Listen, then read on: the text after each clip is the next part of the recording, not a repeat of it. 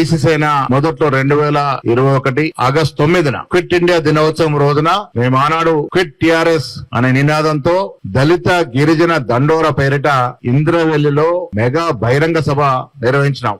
ఆ సభ ఆనాడు BRS party ఆ ప్రజాస్వామిక పాలనకి అంతమొందించడంలో అంకురార్పణ చేసింది. లక్షల మంది జనం ఆ రోజు ఆ సభలో పాల్గొనడం, అక్కడ స్థానిక గిరిజన నాయకుడు ఎడమ బుజ్జు గారు ప్రేరణతో గొప్ప బహిరంగ సభ నిర్వహించినాము.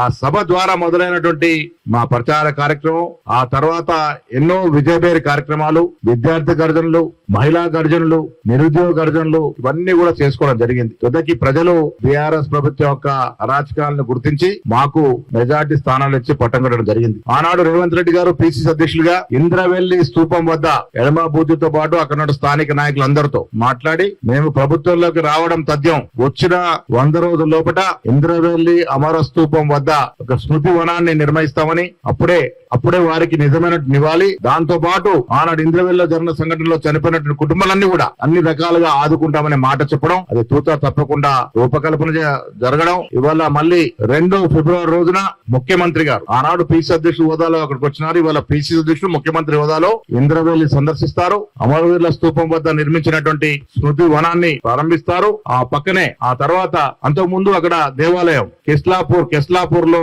నాగోబా దేవాలయాన్ని సందర్శిస్తారు. ఆ తర్వాత ఇంద్రవెల్లి చేరుకుంటారు. స్మృతి వనం ప్రారంభం తర్వాత గొప్ప బహిరంగ సభ. ఈ బహిరంగ సభ అయితే ఆనాడు మేము అధికారంలోకి రావడానికి దోహదపడిందో అలాంటి మరొక బహిరంగ సభ రేపు పార్లమెంట్ ఎన్నికల నాటికి మళ్ళీ ప్రజలు మాకు మెజారిటీ స్థానాలు ఇచ్చే దశగా ఈ సభ, ఆ సభ ఆనాడు మాకు అసెంబ్లీలో గెలవడానికి దోహదపడితే రేపు మేము 2 తారీఖున తలపెట్టే సభ ఈ రాష్ట్రంలో మతోన్మాద శక్తుల్ని, మతం పేరిట దేవుడి పేరిట రాజకీయాలు చేస్తున్నటువంటి శక్తుల్ని, అరాచకంగా 9.5 ఏళ్లు రాష్ట్ర పరిస్థితి అధోగతి చేసి రాష్ట్ర ఖజానాను కాల్ చేసినట్టు టీఆర్ఎస్ పార్టీని ఎదుర్కొని అత్యధిక స్థానాలు గెలిచే విధంగా ఈ బహిరంగ సభ మాకు అంకురార్పణ కాబోతా ఉంది. నేను ఆదిలాబాద్, నిర్మల్, మంచిర్యాల్ ప్రాంత ప్రజలకి, చుట్టుపక్కల ప్రాంతాలందరూ విజ్ఞప్తి చేస్తా ఉన్నాను. ఆనాడు 2 గంటలకు జరిగే బహిరంగ సభలో పెద్ద ఎత్తున ప్రజలు హాజరు కావాలి. ఈ బహిరంగ సభ విజయవంతం చేసుకుని రానున్న పార్లమెంట్ ఎన్నికలకి ఇది శంకారావం కాబోతా ఉంది. కాబట్టి అక్కడ ప్రజలందరూ కూడా రావాల్సిన కోరుతా ఉన్నాం. ఇన్ఛార్జ్ మంత్రి గారు సీతక్క గారు, అక్కడ నియోజకవర్గానికి చెందినటువంటి సీనియర్ నాయకులంతా కూడా ఇవాళ